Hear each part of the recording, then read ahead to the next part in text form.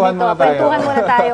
Hindi kasi napanood ko yung climate change special no, na report mo na hatid sa atin ng GMA Integrated News Weather Center. Doon, tinalakay mo yung effect ng climate change sa mga bata. So, Anjo, pakikwento mo sa amin, ano yung naging experience mo doon sa Tondo? Actually, no, dami ko pong nakausap doon. No? Halos lahat ng pamilya nakausap ko.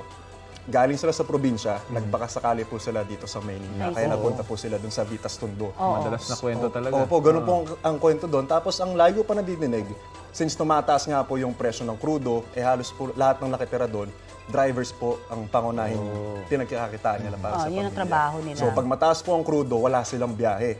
So automatic, wala po silang pangkain para sa pamilya.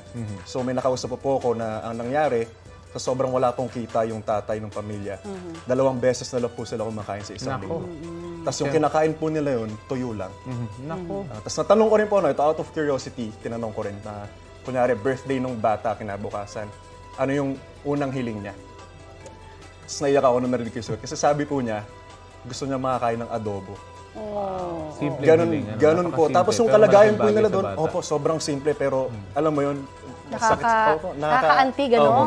Tapos yun nga, yung kalagayan po nila doon, tabi-tabi po yung bahay nila. Nung dinaanan ko po yung daanan nila, nakatagilid na ako para magkasya lang ako. Paano yung, paano yung height? Yung height, ganun din po. Nakayuko rin po. Nakayuko na. So, ito po yung bahay nila. Ito yung kabila. So, parang ito lang po yung pagitan ng mga bahay nila. So, sobrang init po doon. Pag tanghalit, talagang maalinsangan. Walang ventilation ng tama. Wala po at all. Tapos kung meron man, sobrang baho po. Gawa ng sobrang polluted yung dagat. Kasi sobrang lapit po nila sa dagat. Kasi doon po nakatayo yung base ng mga bahay nila. Tapos sa labas naman po, andun po yung mga naglalakihang truck na papunta sa pier. So parang best of both worlds ng pollution po.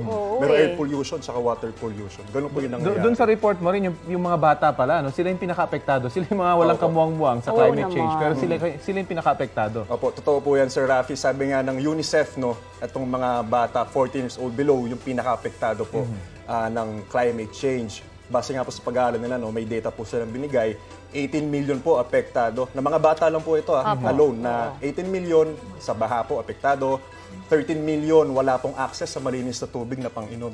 Dito po sa ating bansa lang po yung 13 million.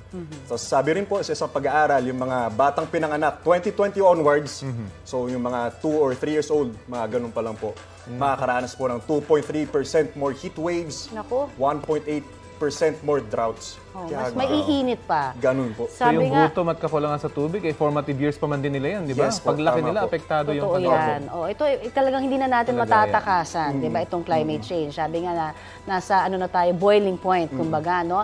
Ano yung may papayo mo dun sa ating mga kabalita? Para, syempre, ilang tips man lang, para tayo magtulungan. Correct. So mga kabalita, since ayun nga yung lumabas sa mga pag-aaral na mga bata po ang sobrang apektado, mga 2 to 3 years old. Ibig sabihin po niyan, wala po silang kamuang-muwang sa mga dinadanas nila sa ngayon. So tayo po, yung mga magulang, mga nakatatanda po, sana po turuan po natin sila, kahit papano at this young age, i-inform na po natin sila kung paano maging malinis sa kapaligiran, maging tama po sa pagkonsumo ng electricity. Yung mga simpleng bagay lang po kasi po pag nag-adapt yan, malaking tulong na po yan, hindi lang po para sa atin, kundi para sa buong mundo na rin.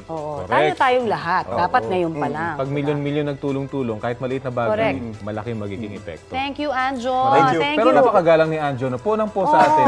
Bata po kami, Anjo. Ikaw naman, nilalaglag mo tayong dalawa sa edad.